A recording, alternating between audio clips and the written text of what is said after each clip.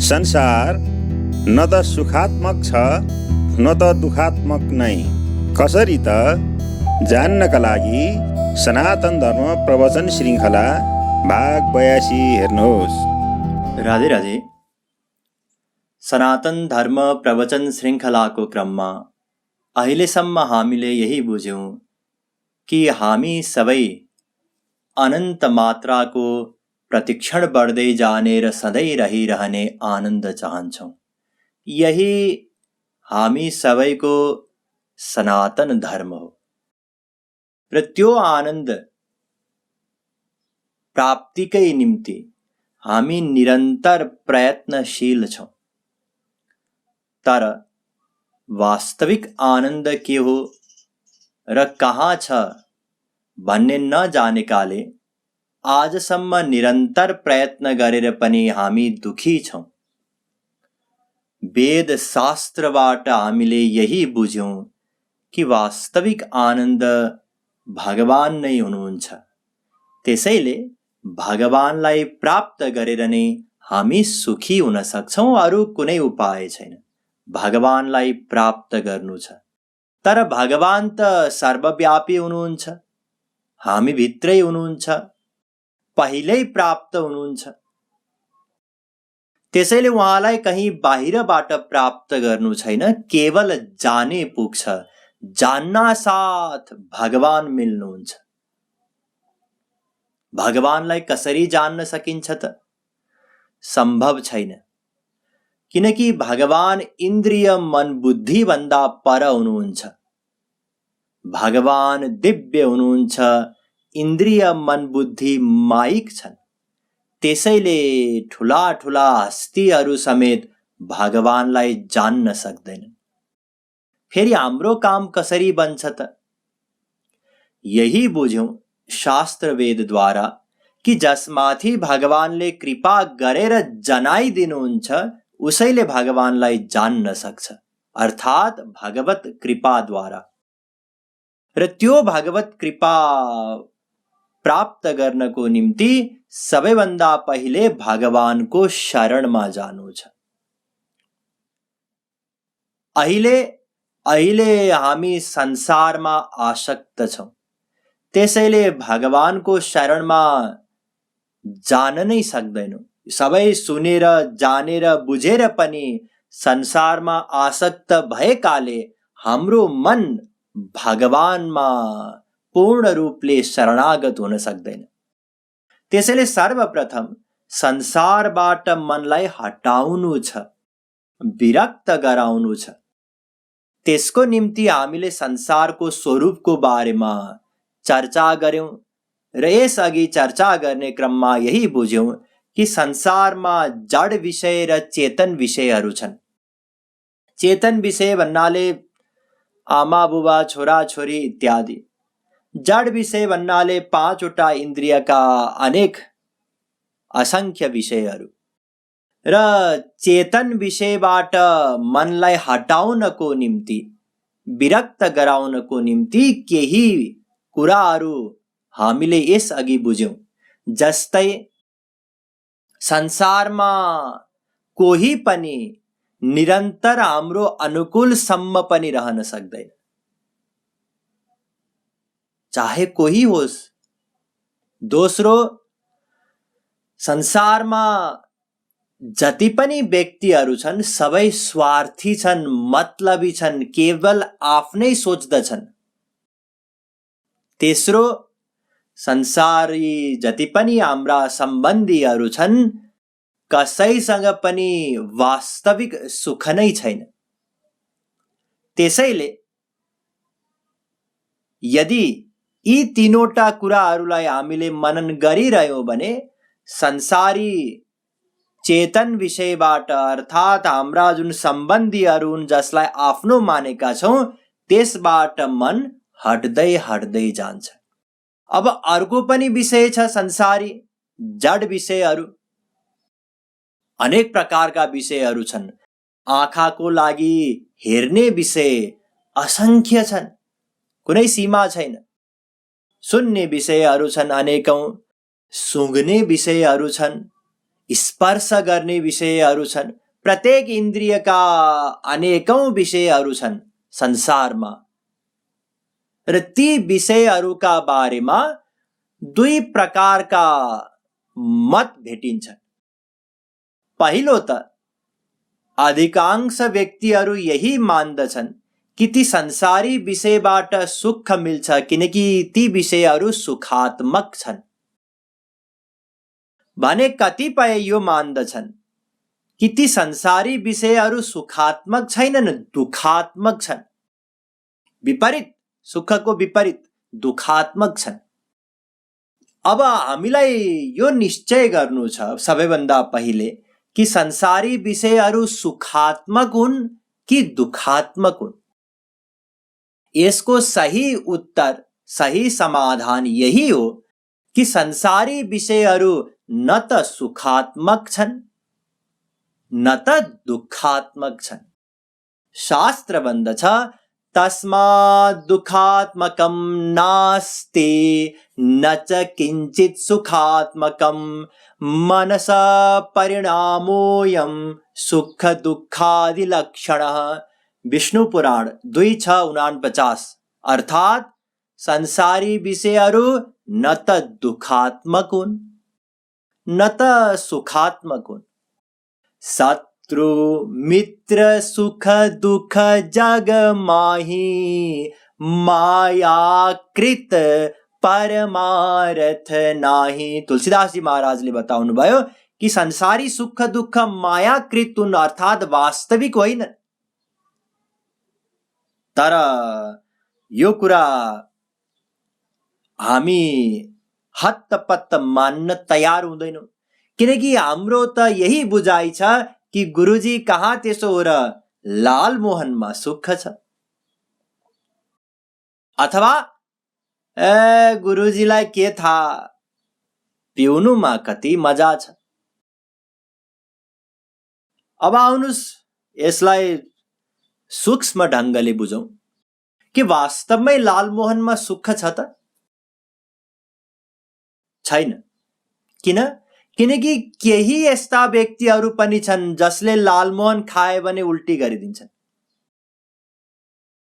कयौं हामी मध्ये यदि लसुन प्याज भएन भने तरकारी सब्जी स्वादहीन लाग्छ, बेकारै लाग्छ।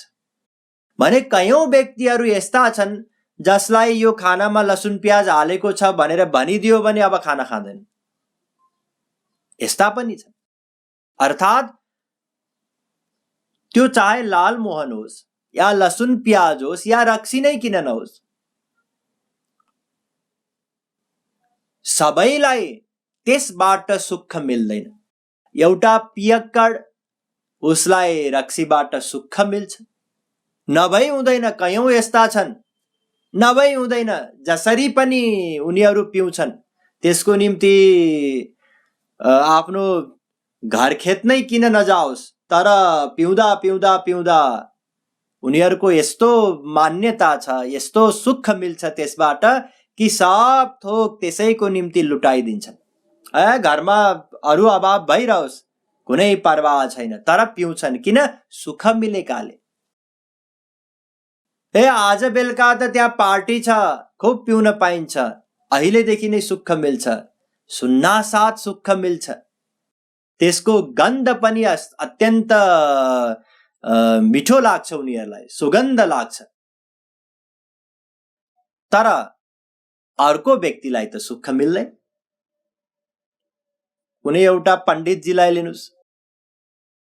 अब हिजो आज त केही यस्ता पनि छन् पण्डितजीहरू जो पिउँछन्, जो वास्तविक पण्डित शास्त्रको नियममा रहन्छन्। उनीहरूको निम्ति त पञ्च महापापमा पर्छ त्यो। उनीहरू पिउँदैनन्। यदि कसैले बोतलमा गंगाजल राखेर खाना खाइराखेको अगाडि लगेर यो रक्सियो भनेर राखिदियो भने खाना छोडेर उठेर हिँड्छन्। उनीहरूलाई त त्यो रक्सीबाट सुख मिलेन। यदि रक्सीमा सुख भएको भए, रक्सीबाट सुख मिल्ने भएको भए पियक्कडलाई पनि सुख मिल्नु पर्थ्यो र पण्डितजीलाई पनि सुख मिल्नु पर्थ्यो। अब कसैले कुतर्क गर्न सक्छ कि गुरुजी पण्डितजीले त जीवनभरि चाखेकै छैनन्, चाखेको भए पो स्वाद थाहा हुन्थ्यो, चाख्दै नचाखेकोलाई के थाहा कि त्यसमा सुख छ कि छैन। तर यो गलत तर्क हो।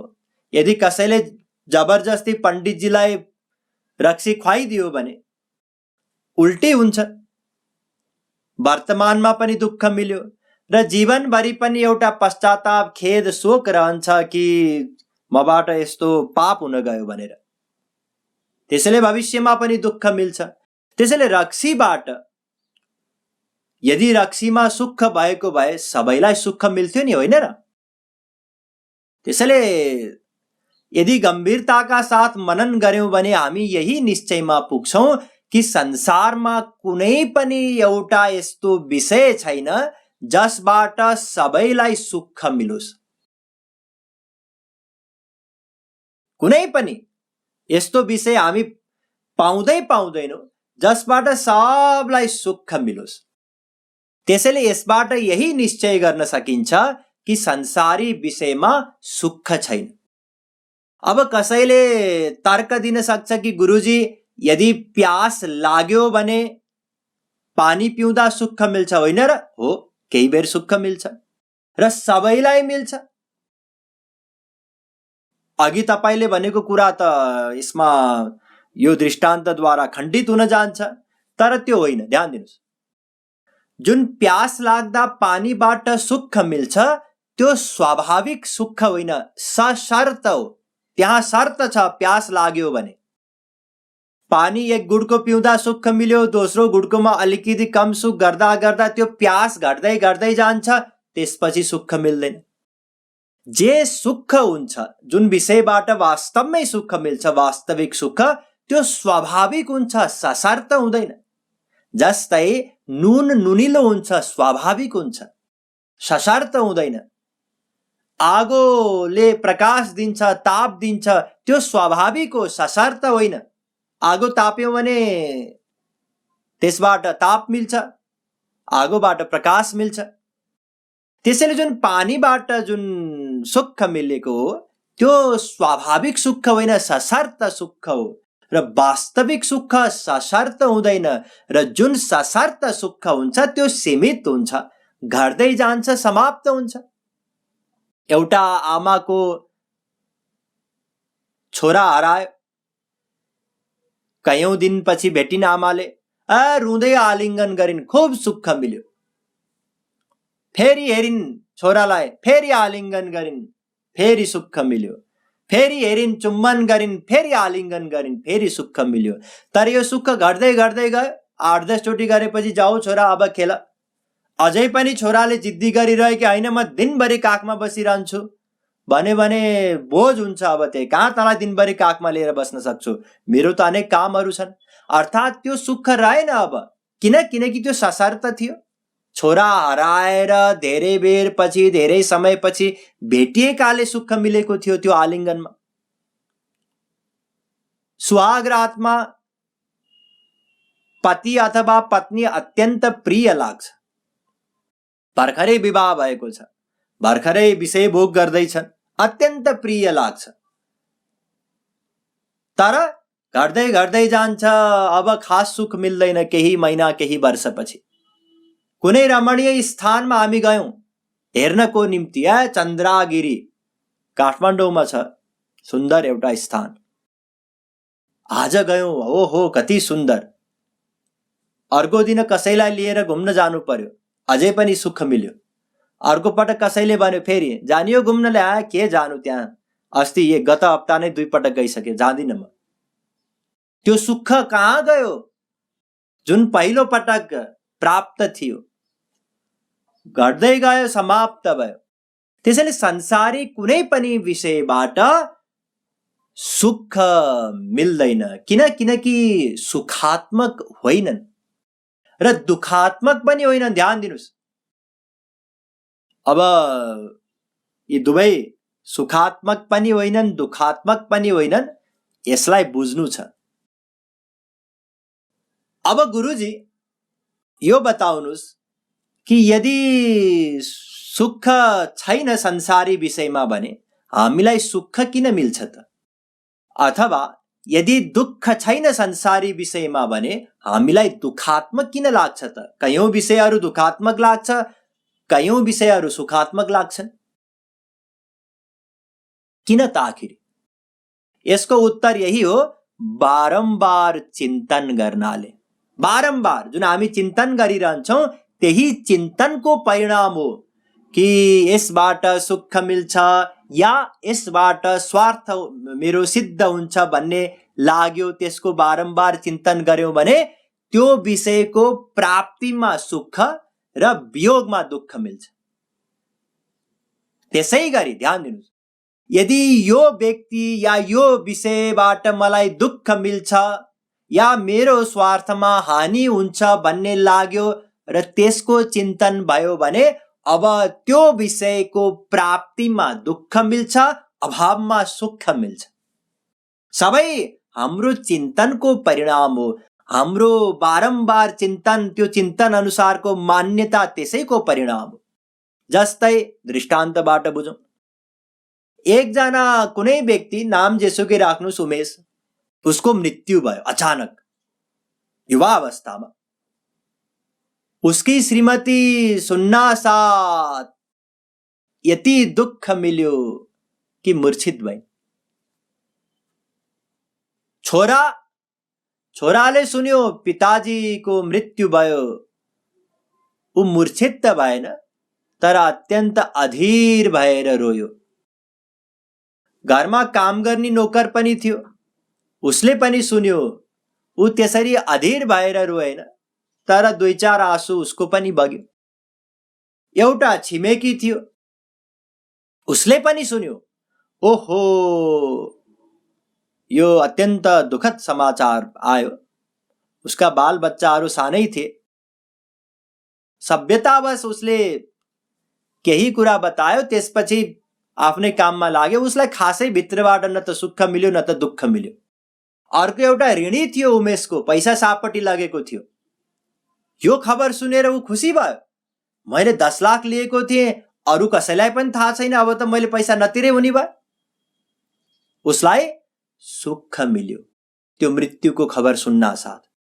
अब बताउनुस्, उमेशमा पत्नीले अनुभव गरेको दुःख छ कि छोराले अनुभव गरेको दुःख छ कि नोकरले अनुभव गरेको दुःख छ कि त्यो ऋणीले अनुभव गरेको सुख छ त? वास्तवमा उमेशमा त न त सुख छ न त दुःख छ। त्यसै गरी जुन अघि पिउनीवाला कुरा थियो, त्यो रक्सीबाट पनि एउटा घोर पियक्कडलाई अत्यन्त सुख मिल्छ। उसले आफ्नो सब थोक लुटाइदिन्छ रक्सी पिउनको निम्ति। जो कम पियक्कड हो उसलाई अलिकति कम सुख मिल्छ, पिउँछ कहिलेकाहीँ। कोही यस्ता हुन्छन् जो आफ्नो पैसाले पिउँदैनन्, पियक्कड त हुन्, पिउँछन्, तर आफ्नो पैसाले होइन। कहिलेकाहीँ पार्टीमा जाँदा फ्रीमा पायो भने चाहिँ पिउँछन्। आफ्नो गोजीको पैसा खर्च गरेर पिउँदैनन्, किनकि उनीहरूलाई त्यसबाट अझै कम सुख मिल्छ। साधारण व्यक्ति, उसले पिउँछ, बेस्वादिलो दुर्गन्धित लाग्छ र सोच्दछ व्यक्तिहरू के पिउँछन् होला यस्तो। उसलाई त्यसबाट खासै सुख पनि मिल्दैन, दुःख पनि मिल्दैन। र अघि बताएको जस्तै पण्डितजीलाई त्यसबाट दुःख मिल्छ। अब बताउनुस्, त्यो रक्सीमा घोर पियक्कडले अनुभव गर्ने अत्यन्त सुख छ, कम पियक्कडले अनुभव गर्ने ठिकै सुख छ, अथवा साधारण व्यक्तिले अनुभव गर्ने न त सुख छ न त दुःख छ, अथवा पण्डितजीले अनुभव गर्ने दुःख छ त? वास्तवमा त्यो रक्सीमा न त सुख छ न त दुःख छ, तर व्यक्तिहरूको अनुभव त अलग अलग छ र सबैको अनुभव सत्य पनि हो। फेरि उसलाई सोध्नुस्, श्रीमतीलाई, उनले जुन अनुभव बताइन् कि मलाई त 100मा 100 केवल पतिदेवबाट नै सुख मिल्छ, त्यो उनको सही अनुभव हो। छोरालाई सोधौं, उसले भन्छ 100मा 100 त होइन, 100मा 50 सुख मिल्छ मलाई। नोकरलाई 20 भन्ला, छिमेकीलाई खासै मतलब छैन, ऋणीलाई सुख मिलेको छ। त्यसैमा सबैको आफ्नो जुन अनुभव हो त्यो सत्य हो उनीहरूको निम्ति। कसैले झुट बोलेका होइनन् या जानी जानी कि यसमा सुख पनि छैन दुःख पनि छैन तर मान्दिउँ न त भनेर त्यसो पनि होइन। सबले आफ्नो सत्य अनुभव बताएका हुन्। फेरि यस प्रकारको विभेद कसरी भयो त? यसको उत्तर यही हो, मनसः परिणामोऽयं सुख दुःखादि लक्षण। विष्णु पुराण 2:49। मनको चिन्तनले गर्दा हो। सबै मनको चिन्तनको खेल हो। श्रीमतीले यही चिन्तन गरेकी थिइन् बारम्बार कि मलाई पतिदेवबाट नै सुख मिल्छ, मेरो सबै सुख उनीबाट मिल्छ, सबै स्वार्थ उनीबाट नै सिद्ध हुन्छ। बारम्बार यही चिन्तन थियो।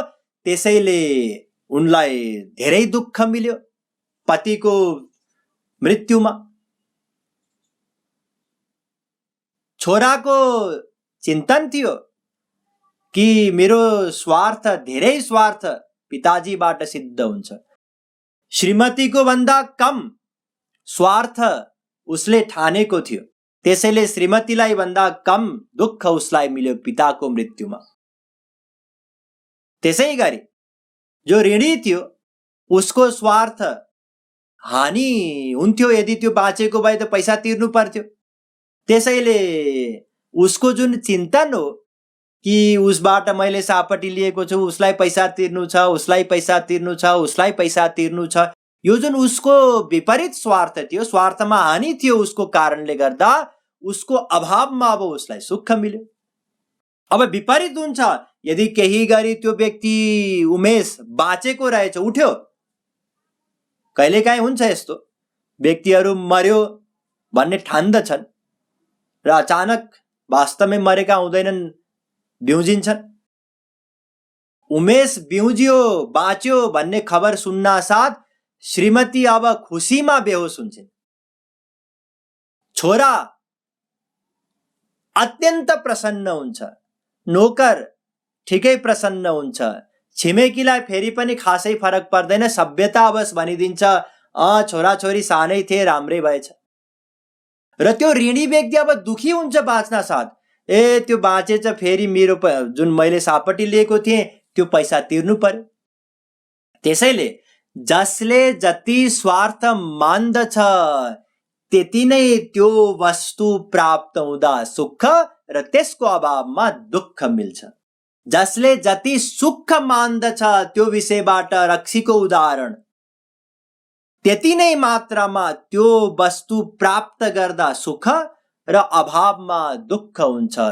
र वास्तवमा संसारमा न त सुख नै छ न त दुःख नै छ। जगमह सुख दुःख दो नहीं, अस उर धरिले ज्ञान, सुख माने दुख मिलत है, सुख न जगत महमान। भक्ति शतक। यही जुन अघि हामीले चर्चा गर्यौं त्यही कुरा यहाँ बताइयो कि संसारी विषयबाट सुख मिल्छ भनेर मानेकाले त्यसको अभावमा दुःख मिल्छ। त्यसैले निश्चय के हो भने संसारी कुनै पनि विषयमा, चाहे चेतन नै किन नहोस्, चेतनको बारेमा त हामीले चर्चा गरिसक्यौं कि कसैसँग पनि वास्तविक सुख छैन। त्यसै गरी जड वस्तु, जड विषय जे पनि छन्, ती जड विषयमा पनि हामीले खोजेको वास्तविक सुख छैन। ती जड विषयहरू न त सुखात्मक हुन् न त दुखात्मक हुन्। हाम्रो मान्यता अनुसार नै सुख या दुःख हामीलाई मिल्दछ। यो हामीले आज बुझ्यौं कि संसार न त सुखात्मक हो न त दुखात्मक हो। यसकारण हामी यो चर्चा गर्दैछौं ताकि संसारमा आसक्त भएको मन हाम्रो संसारबाट हटाउनु छ नि, यो सबै बुझेर नै त हट्छ। तत्त्व ज्ञान बुझेर कि संसार सुखात्मक नै रहन्छ, मैले मानेको भएर सुख मिलेको रहेछ, अब हटाउन सजिलो हुन्छ। तर यो जुन संसारी कामना हो विषयहरूको, अनि वैराग्य जुन हो संसारबाट मनलाई हटाउनु पर्ने, यो कामना र वैराग्यको बारेमा अझै धेरै कुरा जान्नु छ, जानिनेछ, तर आज होइन भोलि। वृन्दावन बिहारी लाल की जय।